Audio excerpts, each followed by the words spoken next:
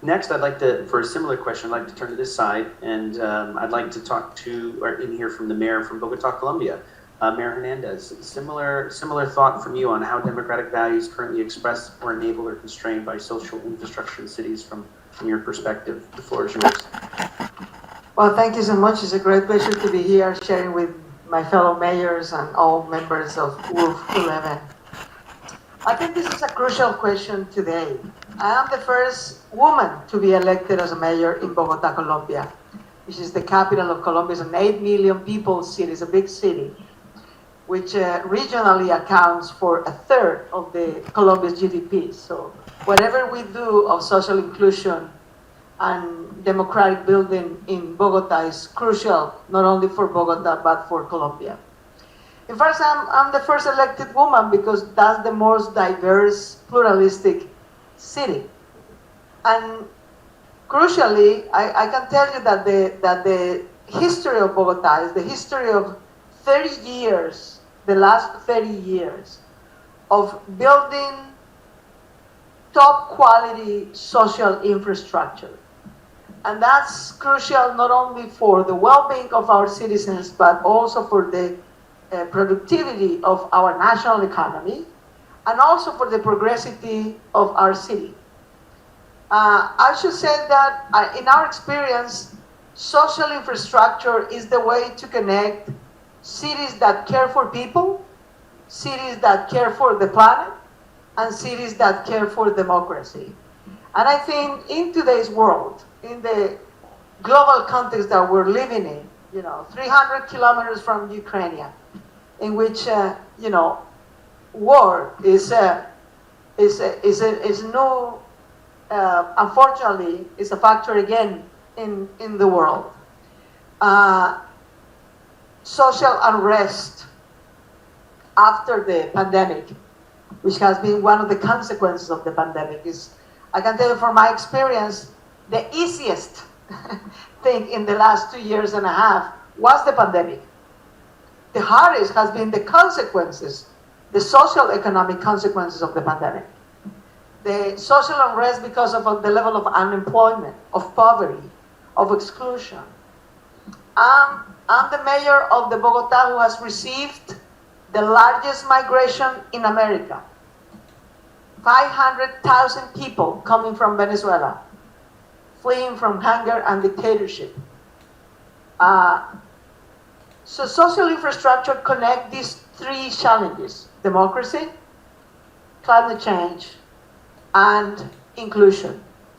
And I will emphasize that along the three, of course, the social infrastructure, I think, for three particular populations. First of all, we know for sure, because of tested scientific social knowledge, that the most cost-efficient and inclusive social economic infrastructure is childcare infrastructure. We know that for sure. We have just $1 to invest in social issues. Investing in childcare is the most important and the most beneficial, not only for the individual, but also for society as a whole. Second of all, will be investing in women care. And that's crucial. I'm coming from a city and from a region, Latin America, in which half of the economy, half of the jobs are informal.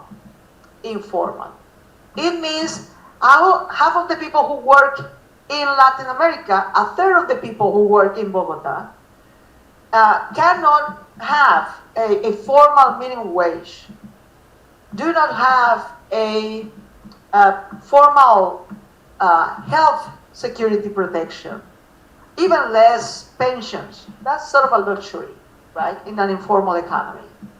But we are all, as a human beings, at some point in our life, we are kids, we are elders, or at some point, many people in their life is unable people, people with disabilities. And somebody cares for them, right? Even though they don't have minimum wage, they don't have health care, they don't have pensions funds. Who cares for them? Women care for them. The unpaid care work of women is the actual social security of half of the population in Latin America, of a third of the population in my city.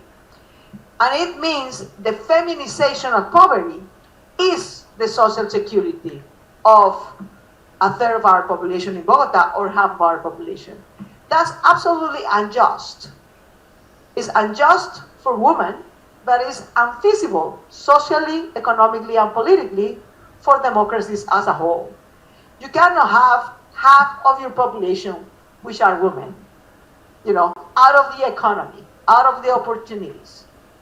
So, women care, I will say, after child care, is the crucial social infrastructure we should build in our cities. And let me tell you, what are we doing in Bogota? We decided to pioneer a district care system for women in Bogota. We decided to build blocks of care services for women, meaning we care for those they are caring for. We care for the children. We care for people with disabilities. We provide services of caring to children, to persons with disabilities, and to elders, so that we can not only recognize this unpaid care work of women, we not only recognize them, but we can reduce that overburden, and we can redistribute that unpaid care work of women in the shoulders of entrepreneurs of the private sector and in the shoulders of the city services, the public sector. And we hope with our new national government to redistribute that in the shoulders of the social services and social security of the national government. Recognizing, reducing, and redistributing unpaid care work of women is crucial. I will say is the second most important social infrastructure service in our cities. And the last one will be education for the youths, for younger people. Because it's not only providing top quality education, particularly tertiary or post-secondary education, in any form, could be technical education, could be professional education, could be academic for the academic world. But it should be an education that is pertinent for the economy of the 21st century. It should be an education that is green-based, digital-based, technological-based, and humanitarian-based. This humanistic, empathic education is even more crucially in the time of technological and digital change, I will say. Rather than less important, is by far much more important. So let me just put the framework. It's not only social infrastructure is important for the SDGs, for the new urban agenda, is the crucial child care, woman care, education pertinent to the 21st century, particularly for the youth people, for the youth generation of our time, is the base to have democracies, to deal with the challenges of climate change, and for inclusive new urban agenda.